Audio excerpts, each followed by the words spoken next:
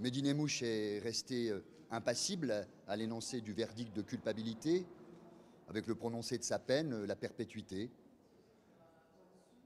Si Mehdi Nemmouche est impassible, sa défense ne peut que l'être. D'ailleurs, y avait-il un vrai suspense? En réalité, le vrai suspense maintenant, c'est va-t-on faire appel? Mehdi Nemmouche va-t-il faire appel de cette condamnation à perpétuité? Normalement, en toute logique, il le devrait, puisqu'il a clamé son innocence quant à la séquestration des otages. Mais un appel serait tout théorique, puisqu'il est déjà de toute façon condamné à la perpétuité pour le quadruple assassinat du musée juif de Bruxelles. Et il sait que jamais il ne sera libéré. Il sait qu'il mourra en prison. Il est le prisonnier au long cours, à vie, que j'ai décrit à la fin de ma plaidoirie.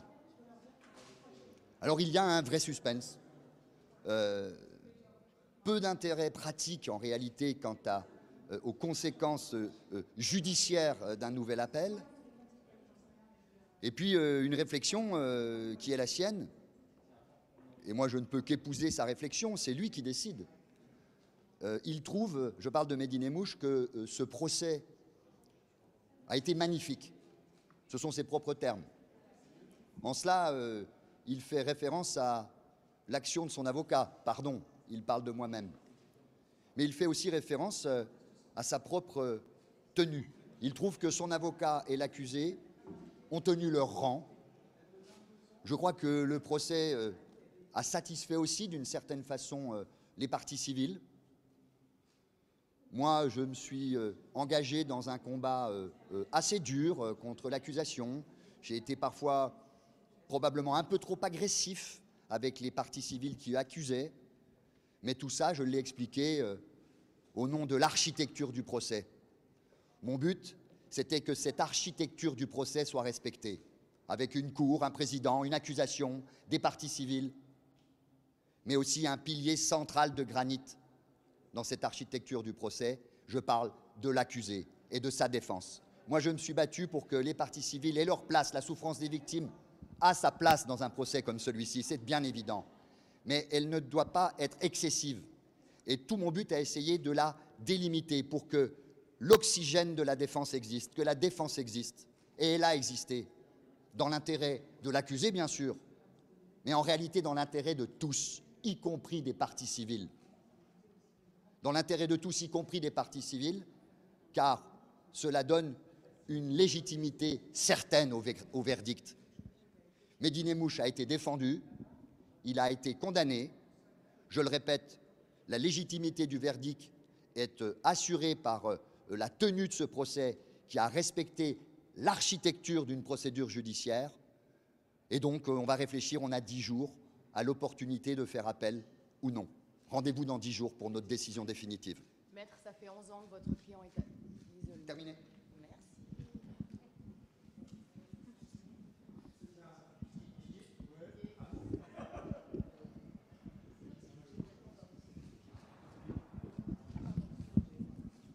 Je ne suis pas un spécialiste, à la différence de vous, des prétoires et des procédures judiciaires. Je trouve que c'était un procès exceptionnel à tous les niveaux. Enfin, en tout cas, c'est comme ça que moi je l'ai vécu. Il a été très bien mené par un président qui a largement donné la parole et aux parties civiles pour expliquer ce qu'ils avaient vécu et ce qu'ils croyaient être leurs droits. Il a donné aussi très largement la parole à la défense et la défense a été respectée. Je trouve que c'était... on a eu aussi enfin, c'est comme ça que je l'ai vu, un avocat général et un parquet qui connaissaient très bien son dossier. Donc on a eu des vrais débats de fond. On a bien posé l'enjeu de ce procès qui était aussi la sécurité des Français face à la menace terroriste islamiste. Et voilà, donc la conclusion logique des juges et de la Cour est la leur. Je pense qu'elle correspond parfaitement au débat que nous avons eu. Et je trouve que ça, c'est vraiment... Enfin, c'est intéressant parce qu'on a fait la démonstration qu'en fait, on avait un système judiciaire qui tenait la mer, qui était capable de à la fois faire la part aux victimes en donnant tous les droits à la défense et en protégeant la société. Ça, c'est l'essentiel. Il fera peut-être appel. Il a le droit. C'est la force de notre système. La justice française lui donne le droit de faire appel, ce qui n'était pas le cas du système carcéral et répressif de l'État islamique. C'est notre force, c'est notre honneur que d'être capable, y compris face au pire des bourreaux, de leur donner le droit de se défendre. Les médias se sont beaucoup axés, c'est normal, sur vous, sur les 4 journalistes français, et pourtant la force de ce procès, ça a été aussi de montrer qu'il y avait eu plein d'autres otages européens qui ont eu la parole. Il y a ceux qui sont parvenus et puis il y a ceux qui ont pu témoigner. Non, mais c'est pour ça que je trouve que honnêtement ce procès il a été exceptionnel. Il a donné la parole, il nous a donné la parole, mais il a donné la parole à tous nos camarades qui ne sont pas revenus. Rappelez-vous cette lettre extraordinaire, le testament en fait, de John Cantlie qui a été lu à la barre. Tous nos camarades européens, américains, britanniques qui ne sont pas revenus ont pu s'exprimer. Les Syriens ont pu être entendus. Je pense qu'on a témoigné. Pourquoi on a porté témoignage aussi fortement, c'est pour raconter que ce qu'ont vécu au quotidien les Syriens face à l'État islamique qui a torturé en masse, liquidé en masse, qui a quand même réduit en esclavage sexuel les yézidis, enfin, c'était au-delà. Enfin, franchement, on a réussi à porter leur voix au-delà de notre cas. Et je pense que, et d'ailleurs c'était intéressant ce soir, la Cour a accepté de les joindre à notre situation d'otages français, journalistes, connus. Donc évidemment, pour nous, c'est plus facile de s'exprimer. Eux n'avaient aucun espace pour parler, pour raconter leur souffrance, pour raconter leur calvaire. Et bien aujourd'hui, une cour française leur a donné cette voix, leur a donné cette possibilité d'exister. Et ça, honnêtement, je trouve que c'est tout à notre honneur et c'est vraiment quelque chose de fort. Didier, vous l'aviez imaginé ce moment quand vous étiez dans les geôles, ce moment du procès, ce moment du verdict? Alors visiblement moins que Mehdi Nemmouche qui à certains moments nous avait dit on se retrouvera, donc ce qui veut dire que d'ailleurs il n'avait pas décidé de mourir, il pensait qu'on se retrouverait dans un procès. Non, honnêtement, je ne le pensais pas. Mais voilà, comme quoi il faut rester serein, patient et solide, puisque c'est arrivé. N'oublions quand même pas qu'on a cette chance, nous, d'être sortis et d'avoir justice rendue. C'est aussi un long travail d'enquête, de travail des magistrats instructeurs du parquet. Mais il y en a quand même plus de la moitié d'entre nous qui se sont fait égorger, qui ne sont jamais sortis. Puis encore une fois, ce qu'on disait sur les Syriens, qui eux ont vécu quand même un calvaire sur plusieurs années, et de la part du régime de Bachar al-Assad, et de la part de Daesh, qui de ce point de vue-là, se sont quand même sérieusement fait la courte échelle. Il n'y a eu aucune réaction, Mehdi Nemmouche, à l'annonce du verdict. Ça vous étonne? Non, ça ne m'étonne pas. Enfin, c'est très cohérent avec la façon dont il mène sa défense depuis le départ, dont on l'a entendu d'ailleurs sur ses déclarations. Je ne vais pas me faire l'exégète de Mehdi Nemmouche. Mais non, je n'ai aucune surprise. Et puis c'est son choix. En fait, il a le droit de s'exprimer. C'est encore une fois un droit de la défense. Il a le droit de se taire, ce qu'il a fait pendant 11 ans.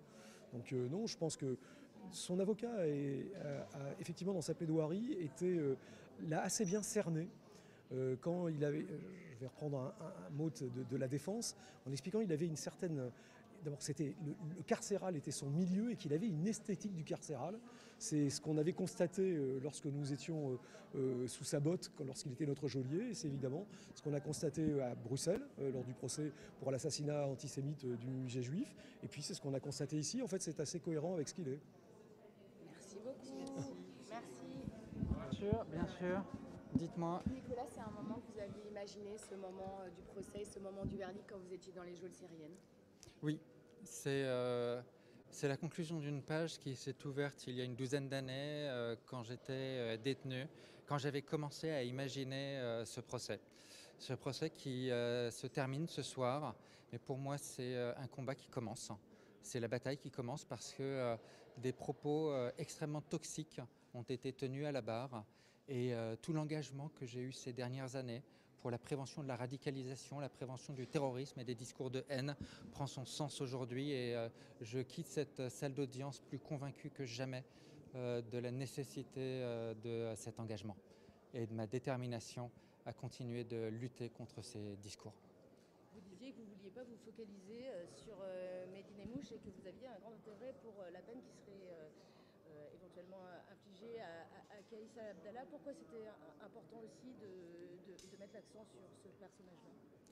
Kaysal Abdallah a été moins couvert, a reçu moins d'intérêt de la part des médias parce qu'il ne concerne que 2 des otages, Pierre Torres et moi-même, parce que c'est un Syrien, parce que son cas est un petit peu plus complexe. Son histoire néanmoins mérite d'être rapportée, mérite tellement d'ailleurs d'être rapportée qu'elle a donné lieu à un film de fiction. C'est pas courant qu'un film de fiction soit créé pendant une instruction judiciaire et sorte quelques mois avant la tenue d'une audience d'assises. Nous avions, Pierre Torres et moi-même, identifié Kaysal Abdallah non seulement comme l'un des hauts responsables de l'État islamique à Raqqa, un co-responsable de notre enlèvement, mais aussi comme la base d'une potentielle cellule dormante en Europe, en l'occurrence en Allemagne où il a été arrêté. Et c'est toute notre satisfaction aussi à Pierre et à moi que d'avoir potentiellement contribué à prévenir la commission d'attentats sur le sol européen après cette interpellation. Et nous sommes très satisfaits que Kaysal Abdallah soit désormais neutralisé judiciairement. Nicolas, je reviens un peu en arrière sur les propos toxiques. Vous évoquiez les propos tenus par Mehdi Nemmouche dans le box. Il s'agit en particulier, oui, des propos tenus par Mehdi Nemmouche dans le box. En quoi c'est des propos toxiques? Ce sont des propos qui peuvent désarçonner. Ce sont des propos qui, en fait, surfent sur le confusionnisme de l'époque. Ce sont des propos qui sont beaucoup plus biberonnés de fait à la propagande russe qu'à celle de l'État islamique. Et pourtant, cela ne veut pas dire, cette absence de référence religieuse ne veut pas dire, surtout pas, que Mehdi Nemmouche n'est pas un djihadiste. Sa façon de faire, sa façon d'émettre sans cesse des dénis capillotractés, sa façon de se moquer de la cour, de se moquer de toutes les institutions en permanence, est une forme de poursuite de son djihad. Il a poursuivi son djihad à la barre, il compte le poursuivre désormais en détention. Il y a une chose qui est très importante à garder à l'esprit, c'est que partir dans une forme de surenchère dans le mal, et ne fait pas de vous un génie du mal. Ça fait juste de vous un criminel en l'occurrence provocateur et narcissique. Mais ce qui est beaucoup plus difficile, c'est d'être un génie du bien et de partir dans une surenchère dans le bien. Mais il n'y a aucun mérite à faire de la surenchère dans le mal. Aucun mérite. Sa posture, sa position ne réclame aucun effort. Tout le monde peut l'adopter. La Cour a fait une large place dans son verdict aux autres otages, autres que les Français, et également aux citoyens syriens qui ont été victimes des accusés dans le box.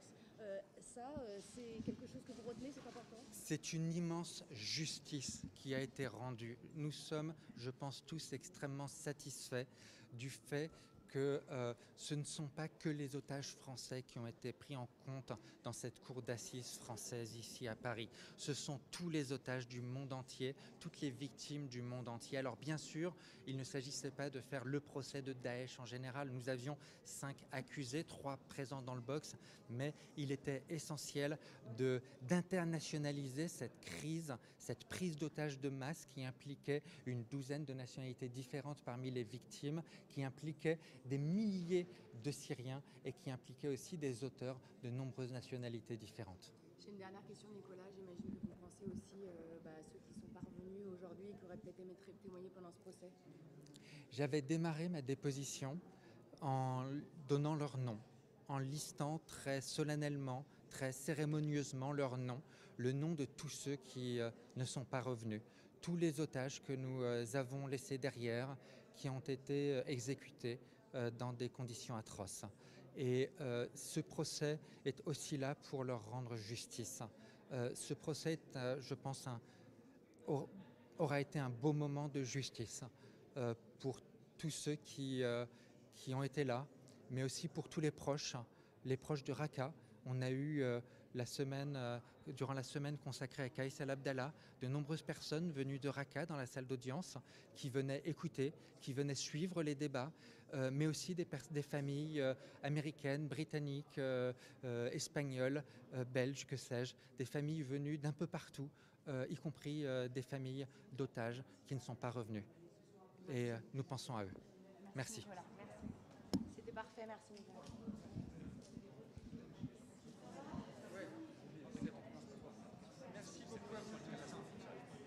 Bonsoir.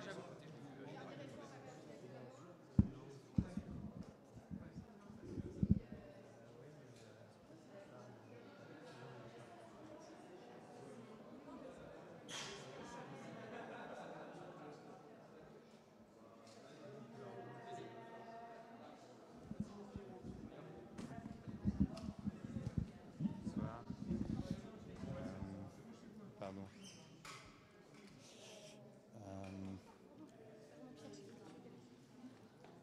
Ok.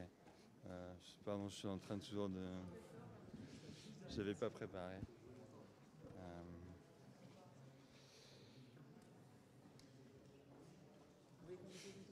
Non, ça va aller. Je vous remercie. Je voulais rappeler l'importance des témoins de la diaspora syrienne dans le cas de Khaïs Abdallah, qui a pris la peine maximale. C'est des témoins qui non seulement ont spontanément donné l'alerte sur cette personne dont on a reconnu aujourd'hui la dangerosité, mais c'est aussi des gens qui sont venus en audience pour soutenir leur témoignage.